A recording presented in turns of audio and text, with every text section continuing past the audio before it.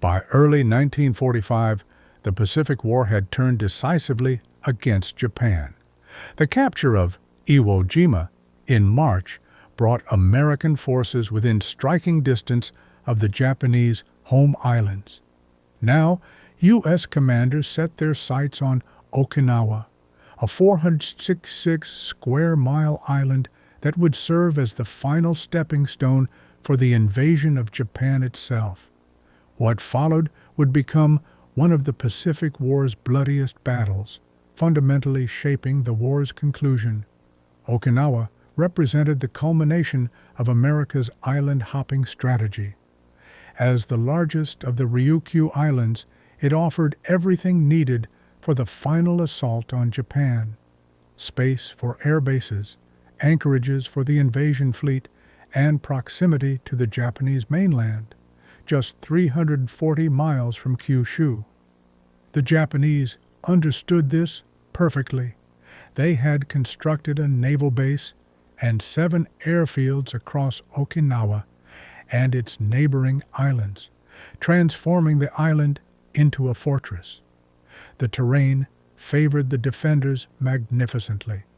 Northern Okinawa consisted of rugged hills cut by deep ravines, while the southern region featured countless limestone ridges and caves, natural fortifications that would prove devastatingly effective.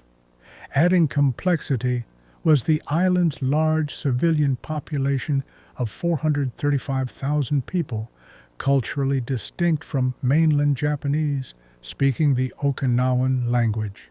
Japanese authorities, viewing these islanders as inferior, launched intensive propaganda campaigns to ensure loyalty and instill terror of the Americans. Lieutenant General Mitsuru Ushijima commanded the Japanese 32nd Army, approximately 100,000 troops of varying quality. The veteran 62nd and 24th Divisions from China campaigns formed the corps, supported by the understrength 44th Independent Mixed Brigade. Desperate for manpower, the Japanese mobilized everyone available: Air Force personnel, naval staff, and Okinawan conscripts. Most troubling, they formed 17,000 to 20,000 civilians into lightly armed Home Guard units and organized 2,000 teenagers into Blood and Iron Student Corps. Against this, the Americans assembled overwhelming force for Operation Iceberg: 180,000 soldiers and Marines, 300 warships, 1,139 support vessels, and complete air supremacy. Admiral Raymond Spruance's planners selected a 12.8-kilometer stretch of beach on Okinawa's west coast. The plan was straightforward: capture the nearby Kadena and Yontan airfields, cut the island at its narrowest point, then systematically reduce Japanese positions north and south. On March 29, 1945, American forces seized the nearby Karama Islands and commenced bombardment. 100,000 shells, rockets, and mortars rained on Okinawan beaches. U.S. planners expected a bloodbath, predicting 85% casualties in the first assault waves. At 8:30 a.m. on April 1st, Easter Sunday, and April Fool's Day, 2 Marine and 2 Army divisions hit the beaches. What happened next stunned everyone. Marine Eugene Sledge, veteran of bloody Peleliu, later wrote, "Images of the maelstrom at Peleliu had been flashing through my mind, but on Okinawa there was practically no opposition. When we overcame our astonishment, everybody started laughing and joking. The release of tension was unforgettable. Of 50,000 troops landed, only 55 became casualties. This easy landing was no accident. It was Ushijima's plan. Understanding that superior American firepower would annihilate beach defenders, He chose instead to let Americans advance inland before grinding them down in southern Okinawa's ridges. The bulk of Japanese forces would defend successive lines back to Army headquarters at Shuri Castle. Once Americans bogged down, Imperial headquarters promised unprecedented air attacks against the U.S. fleet. For several days, Americans advanced against token resistance, capturing airfields on April 2nd and reaching the East Coast by the 5th. The island was effectively cut in two, but as Marines pushed north and Army units south, Japanese resistance stiffened dramatically. On April 4th, U.S. troops hit prepared defenses at Kakazu Ridge and Tombstone Ridge.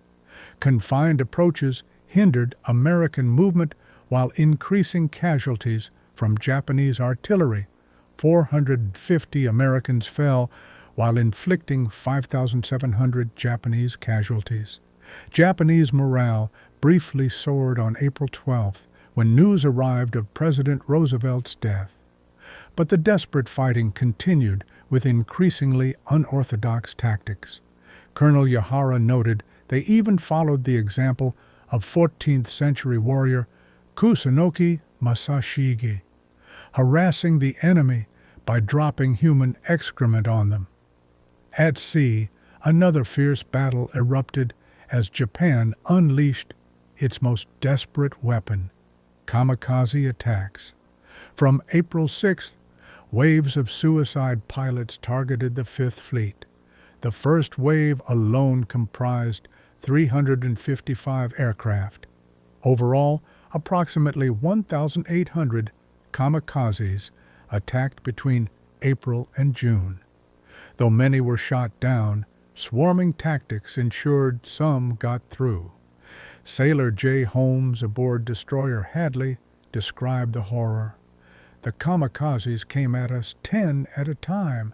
As good as our gunners were, there was no way we were going to stop them all.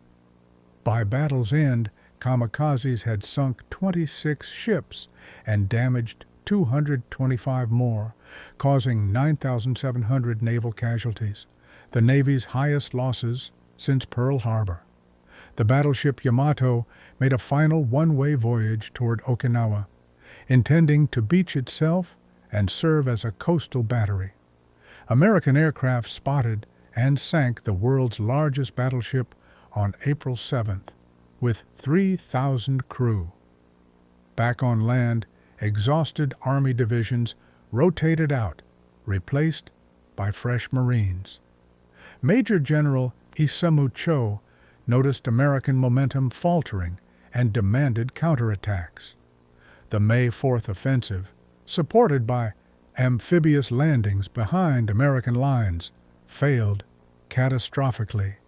Cho reportedly joked darkly, "Hey, Yahara, when will it be okay for me to commit harakiri?" In late May, Americans regrouped for assaults on the toughest positions yet. Incessant rain turned battlefields into nightmares. Sledge described approaching Shuri. "It was the most ghastly corner of hell I'd ever witnessed. An area that previously had been a picturesque valley was a muddy, repulsive, open sore on the land. Every crater was half full of water. Many held marine corpses, half submerged in muck, rusting weapons still in hand." Short combat ranges favored Japanese defenders while limiting American artillery effectiveness. U.S. forces responded with flamethrower tanks, satchel charges, and napalm to burn out defenders and collapse caves. By May 29th, after the eastern flank collapsed and Naha fell, Japanese forces withdrew further south. Casualties mounted horrifically: 60,500 Japanese and 5,300 Americans dead. The withdrawing Japanese army dragged civilians with them, while Home Guard units delayed pursuit. Okinawan civilians suffered uniquely and terribly. Intense Japanese propaganda convinced many that American brutality exceeded death. At least 30 groups committed mass suicide, often overseen by Japanese military.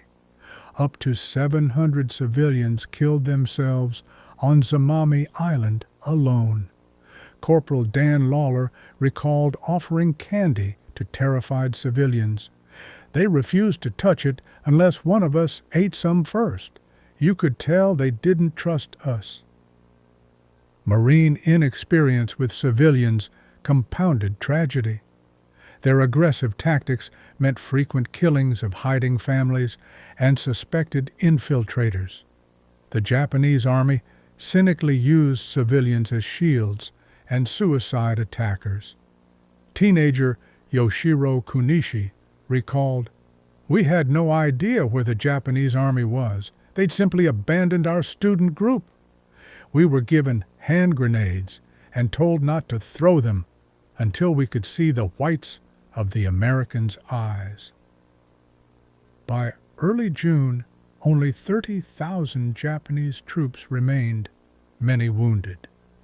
Retreating to the Cayenne Peninsula for a last stand, they fought desperately around Kunishi Ridge. On June 18th, they achieved a final success, killing 10th Army Commander Lieutenant General Simon Buckner, the highest-ranking American killed by enemy fire in World War II. In the early hours of June 23rd, with American tanks converging on headquarters, Ushijima ordered a final suicide charge he would watch before committing ritual suicide. A heavily intoxicated General Cho wrote a final poem. "The devil so tightly grips our southwest land. His aircraft fill the sky. His ships control the seas. Bravely, we fight for 90 days inside a dream. We have used up our withered lives, but our souls race to heaven." Both generals then killed themselves. The Battle of Okinawa officially ended June 22, 1945, after 82 days of combat. American casualties totaled devastating numbers: 4,600 soldiers, 3,000 Marines, and 4,900 sailors killed, with thousands more wounded or psychologically broken. Of 100,000 Japanese troops, 66,000 died with half the survivors wounded. Most tragically, civilian deaths reached an estimated 140,000, one-third of Okinawa's indigenous population. Despite catastrophic losses, the Japanese strategy proved grimly effective, grinding down American resources and morale while demonstrating what invasion of Japan might cost. U.S. planners, applying the Okinawa ratio, projected up to 1 million American casualties for invading Japan's home islands. As President Truman weighed reports of possible Japanese surrender negotiations against the newly available atomic bomb, Okinawa's bloody toll likely influenced his decision. Some historians argue that Okinawa's carnage directly led to Hiroshima and Nagasaki, that the battle's demonstration of Japanese civilian mobilization and suicidal resistance made the atomic bombs seem the lesser evil.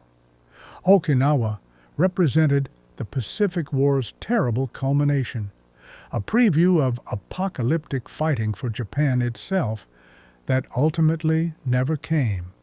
The island paid an unconscionable price as the final stepping stone that, paradoxically, may have prevented an even greater catastrophe through its very horror.